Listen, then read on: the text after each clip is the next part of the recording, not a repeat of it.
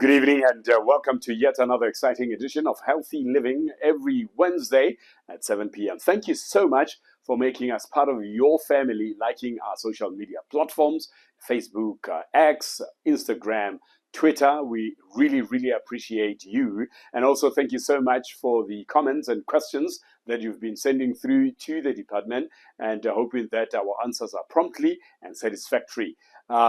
This is part of the bigger family of the Northern Cape Department of Health on the NCDOH TV, and this is Healthy Living. I'm Malik Kau, the man with the Midas touch, and once again in the studio we are joined by another health professional, and we are talking about healthcare to make sure that you have an understanding.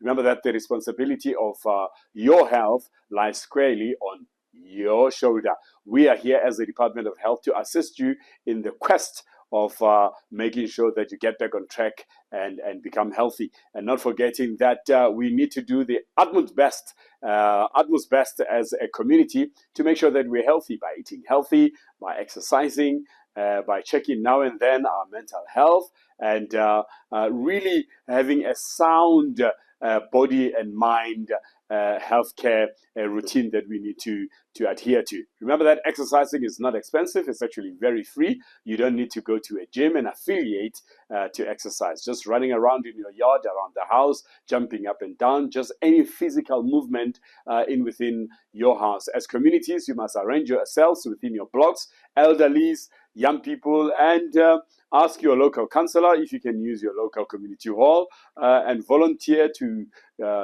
jump up and down if you're a specialist in training, and train your community members so that we have a healthy community. Eat healthy as well.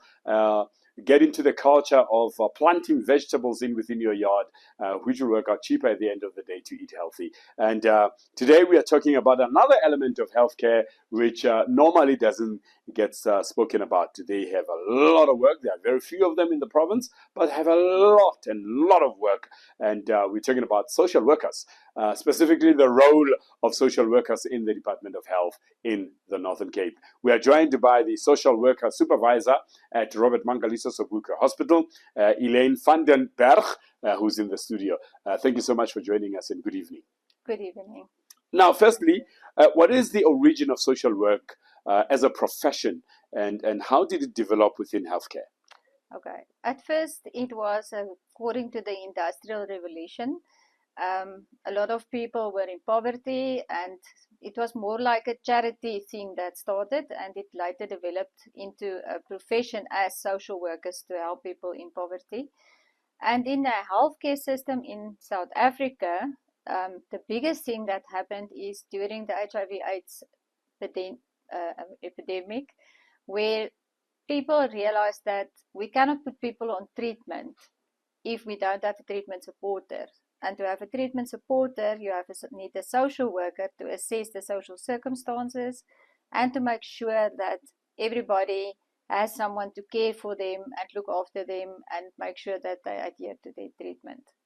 And since then, it just escalated, and more they realized how important it is for social work to be in healthcare. Now, I know every unit has a celebratory day. When is Social Worker Day? Yeah, I don't think many people know, but we also have the International Social Workers Day on the 17th of March every year. And the theme for this year is that we must all work together to build a new society. Co-building hope and harmony. Harambee called to unite at the divided society. And I think we are currently very divided. So Harambee means, it's a Swahili word, and it means all put together, all pulled together to work towards getting everyone on track again. All right. Now, what is the primary role of social workers within the Department of Health? Okay. We differ from the Department of Social Development, where we more focus on the biopsychosocial element of the patient. So we need to take in consideration that patients is as a medical illness or a mental illness, and that must be then help them to get a support structure again. As I said, that is how we started, and then to get them in contact with the families to help them to recover quickly, to be part of the society again. And sometimes it's difficult where we must teach them how to adjust to a new environment. For instance, when a person has empathy and now has to totally have a different way of living, and mentally it's not always easy for them to adjust to that. Now, we've got different tiers of healthcare within the health system in this country. We have clinics, CHCs, district hospitals, regional hospitals, and tertiary hospitals. What would then social worker, be doing in each setting? What would be the difference between a social worker working at a district hospital or a tertiary hospital or a clinic? Okay, we start with clinics. At the clinic base, that is where our entry point is of our clients. And that is mostly where we look at the adherence to medication to make sure that if a person adheres to medication, we can prevent them to end up in the hospital. We also look at awareness campaigns that is more done in clinic settings, maternity health, where they speak to the mummies, unfortunately teenage pregnancies, where we need to look at who's going to look after the baby. So in the clinic, it's more a preventative kind of approach. And then we get our regional hospitals where the people that unfortunately got sicker and has to be admitted, but not such severe cases, that can be quickly dealt with and easily assisted. Help, for instance, with poverty, we will refer to the like DSD or other NGOs. And then from there, if it escalated and it is really severe, or even directly, we can admit people in the tertiary hospital where we play a role in the rehabilitation of the patient. We must make sure that these people come from all over the province. So we need them to get in contact with their families, because if you can't see your family and you can't hear your family, not all of us has phones. So we help and assist them to keep in contact with their families. And then also we have to have plans in place when this person is discharged, what is the way forward, and then escalate it then back again to the clinic to where the aftercare is. I normally say to family members that, sometimes they would want the loved one to come for or be referred from a district hospital to tertiary, unnecessarily so. And I said, but you guys are so far. He is now close to you guys. You can visit him every day. Now he must come all the way from Namakwa to Kimberley and be treated here where you can't see him every day. We need to think about his psychological and emotional being as a person, rather than also in parallel with the healthcare that he needs to receive at a tertiary hospital. And that's where you guys come in to make sure that our patients have a sound mind. They are comfortable, both psychosocial, psychological. That's why we have psychology within hospitals as well. Wow, you guys have, but hey, man, says bang for you. As a group of social workers. Yeah. Unfortunately, they use us kind of, especially the doctors use us as a threat to help them to get somewhere with the patient. So they will say, if you don't do this or that, I'm going to call the social worker. So currently we're sitting with a situation that there's a kind of a stigma in the hospital against social workers, where people is afraid when they hear the social worker is coming. And you can see it when you get to you can see the anxiety. So, well, we introduce ourselves and we explain why we are here, what our role is, and especially with the mummies, our role is not always to take their children away. So why is psychosocial support important in healthcare settings? Okay, as I mentioned before, is that we are a holistic person. So we are not only here for medical reasons. There is a psychosocial, meaning that we look at the mental well-being of the patient, that not always needs a psychologist to look at, because it's just the mental well-being of sometimes feeling down, sometimes feeling isolated from their families, and then also when they have to adapt, like I said, to a new environment, a new way of living. for instance, in the burn unit where you get severe cases of burns, and now this person is scarred for life, and you have to help them to then accept themselves again. So, and then you also get your normal poverty, where children is admitted with malnutrition, and we have to look at, is it safe to discharge this child back home? Must we refer to area social workers to assist us? So the psychosocial, emotional, and the circumstances it's important, and it's kind of like people will think medical is a forefront, but if you look at it, if the social circumstances of a patient is not fine, you will get a readmission. So without a social worker, it's not always safe to discharge a patient home, and the possibility of getting people back again, if there's not a established support structure, is a big thing. What type of cases do you commonly deal with as a healthcare social worker? Okay, in healthcare, it's kind of a approach of many medical conditions. You get your chronically ill patients, your HIV/AIDS patients, you get your oncology patients, renal assessments that we need to do, and then we get that other social workers also deals with is your gender-based violence cases, where it is really escalating. The malnutrition of children, that is unfortunately also escalating. So please, mummies, look after your kids. In our burn unit, you get your cases where children is burned with hot water because the bath was too hot, and they like to play with water, so they always go into the hot water, or a kettle is pulled. So severe cases that we deal with. Clinic base, it's more your preventative cases, awareness, also gender-based violence, your teenage pregnancies, and then also what you need to look at is adherence to medication, to make sure that this person knows how important it is that they must adhere to the medication. Now, earlier on you mentioned that you also get involved in when a patient is discharged. Is it safe for that patient to be discharged? What is your contribution really in the discharge plan of that patient? Okay, when a patient gets discharged, we are with this patient for the duration of his admission. So when a patient is discharged, we must make sure that it's safe to discharge this patient. So for instance, it's a patient that had a spinal injury. We must make sure, is there a bed at home? Is there a mattress? Because we get people that doesn't even have a place to go to or a house to go to.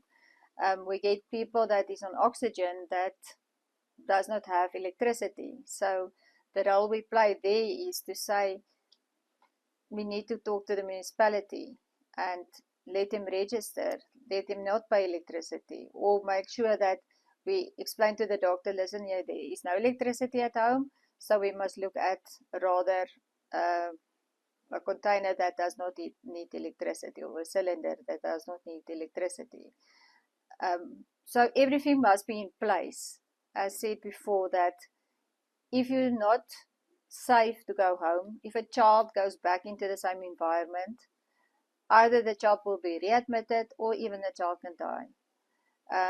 The same with our adults, our elderly. If we don't make sure that the social circumstances, we all belong to a community, we all belong to a family, and if that is not in place, then it's not safe to discharge. So we play a critical role in the sense of making sure that we don't get patients readmitted because the social circumstances is not in order. Now, the Northern Cape, I've traveled this province, and it's diverse. You literally can even see the sand, the color of the sand changing as you're traveling from Francis Baard to ZFM to Namakwa. The language, the Afrikaans, the dialect, everything changes because it's such a diversity. I mean, we're living in a diversity, a very diverse country. Now, in the setting of the Northern Cape, how does the diversity of the Northern Cape then influence how you work as a social worker? Right. Firstly, as a social worker, you must put your own beliefs, your own thoughts aside. Not be judgmental. You must understand the culture. So, as a social worker, it's important to understand the different cultures. If someone comes, for instance, with ancestors and you don't believe in it, go to someone, speak to them, ask them, how does it work?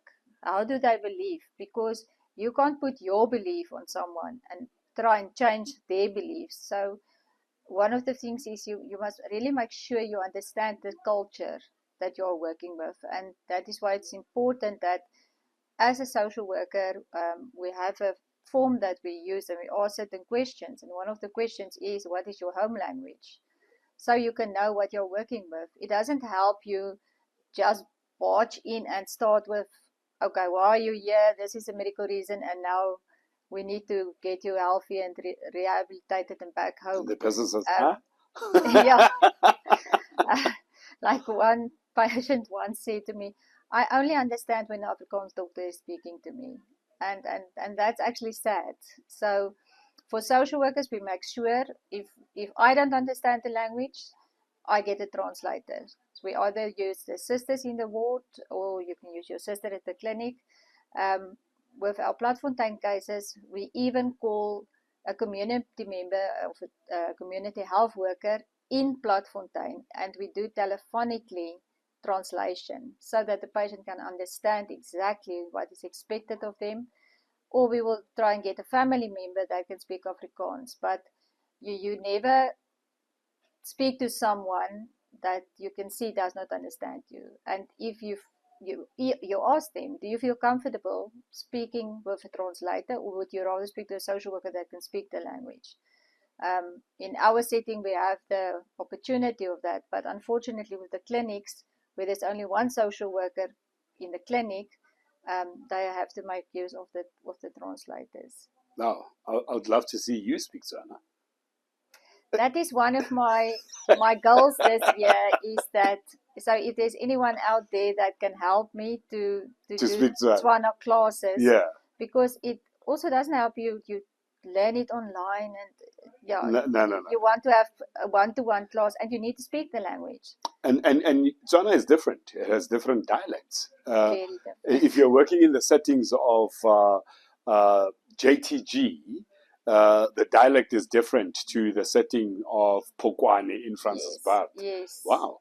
And now there's a lot of work that you guys do, going the extra mile to make sure that there's an understanding with this patient. Now, we know healthcare is a multidisciplinary setting.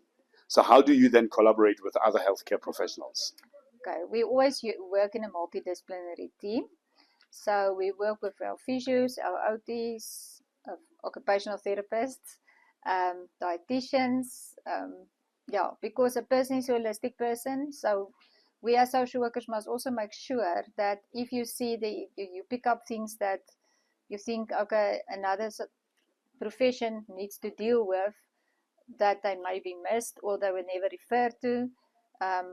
We get cases where, like I said before, we work with mental health. We don't work with mental illness. That is another setting for the mental hospital that we also have in Kimberley. But as a social worker, it is more a psychologist's work to do psychotherapy. So you must know the line. There's a lot of where there's a blur field. So you as the social worker must know where do you fit in and when to refer to the team. So you must have this multidisciplinary team to work with. Well, what challenges do social workers face daily within the public healthcare system? I think for especially our social workers in the clinics, one of the biggest things is the vast areas that they must cover. They drive kilometers, hours is lost, because one social worker needs to go to maybe 4 or 5 clinics for the day, and it's far from where they are stationed. So I will say transport is a big issue. There's not always cars available for us to do the work. The equipment that we need, And then also just to understand and help people is one of the, but the main thing I will say is the vastness in our province, and to get people, especially when people is admitted in the tertiary hospital, like I said before, to get the family here and to get people involved in the healing of the patient. Now, to render this service, because I think it's a wonderful service, because when somebody thinks of healthcare, they're always thinking about ailment, and they're always thinking about injuries. The physical doctor nurse type of healthcare, and it's so diverse. Healthcare is so diverse. Just the psychosocial aspect of it. It's also healthcare, because when somebody is not psychosocially sound, it can affect a lot of things. If they are injured, they come from a car accident, like you mentioned earlier on, they're being amputated, and they get home and they haven't really accepted. And also the family also plays a role in acceptance. The family must also accept that our loved ones will never walk again. And it's amazing how we miss this part as people, as patients out there, to say that social workers are not just there when you've locked the child in the shanty or in the house and you've left there. They are there to assist. Maybe they are, even if you have, they come in to understand the reason why, so that they are able to assist this mother to look after the child better. Yes. Oh, amazing. Now, what skill do I need to be a social worker in healthcare, particularly? The main skill that you need is communication. You must be able to communicate to people. And communication does not mean you talk. Communication means you listen. So you must also have good listening skills. People will think to communicate, like we are speaking, is there's a listener and a receiver, or a speaker and a receiver. And sometimes they say that you must use what you have. Your mouth, you have one mouth, you have two ears. So use it like that. Listen more and speak less. Let the patient speak. Use silence. Silence is an excellent skill. I don't think there's many people that can use silence as a skill. You must be able to have empathy with your patient. It's difficult when you work with patients, especially when you are also in that lifetime of a life as a patient itself. It's like when you have your own children and you have to work with children, it becomes very difficult. So you must have empathy, not sympathy. Yeah, there's a big difference. Yeah, well, sometimes we cry with our patients. You have to comfort your patients, but you must also have the competency to have problem-solving skills. And problem-solving skills means that I facilitate a process so that my patient can get to a point of understanding themselves, understanding their illness, and get to their own solution. We are not there to give solutions, or we are there to give options. But the main thing is you need to have that skill to be able to help your client to understand his own strength and use that strength, and not only just focus on the problem the whole time. And then obviously working in a multidisciplinary team. If you're not a team player, I don't think health social work is for you. And then knowledge about the illness. If you start as a social worker, you are not trained in university on healthcare. So when you start working in a healthcare setting, make use of the internet. Go and read up. You must have research skills, because you get to illnesses that you've never understood in your life, or the doctor will say COPD, and then you think, okay, we were thinking of making an abbreviation list so all social workers starting in healthcare can know what the doctors is saying to us when they do the referrals. But read up, learn. Even if you are here for how many years, you learn every day and never stop learning, never stop studying, never stop developing yourself as a social worker. It's amazing how we have solutions to our own problems, and social workers are just there to give us options in our heads, in our space to say, this is what I would have done or I would do in this situation. So we always have solutions of our own problems. We just need people like you to give us that push and to realize our own strength and problem solving. Because obviously, as much as you have empathy, you are not in my shoes. I understand my problem more.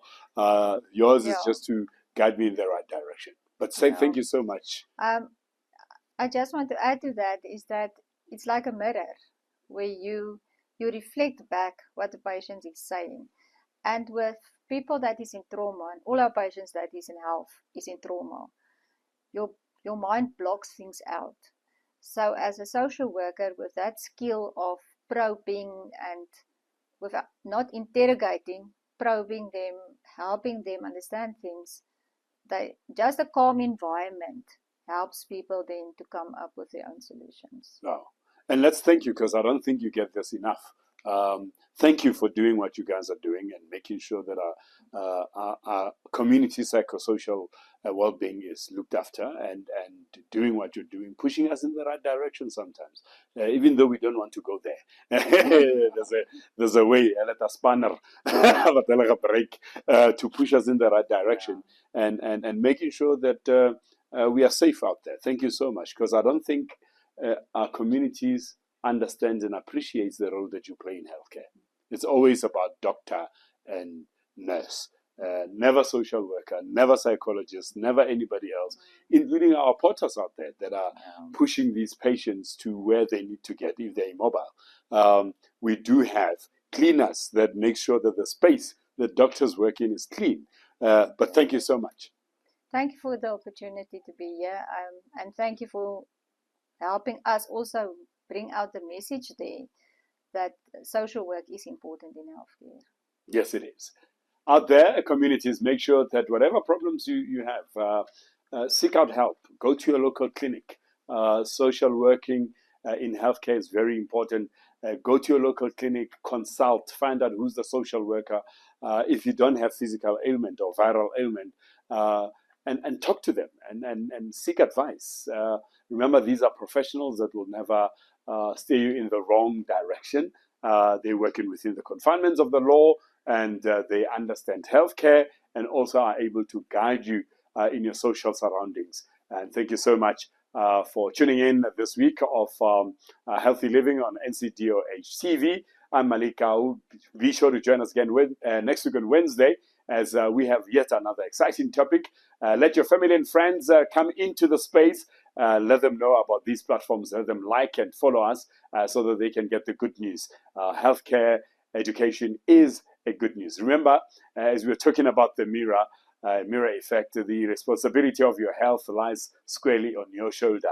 You are responsible for your health, for your well-being. So make sure that you do your part. Exercise, eat healthy, make sure that you consume less alcohol, stop smoking, just be healthy, and let's all be happy people in the Northern Cape. Remember, the best amongst people are those who benefit all mankind. Let's help one another as human beings. Here at Healthy Living at the Department of Health, we say good night.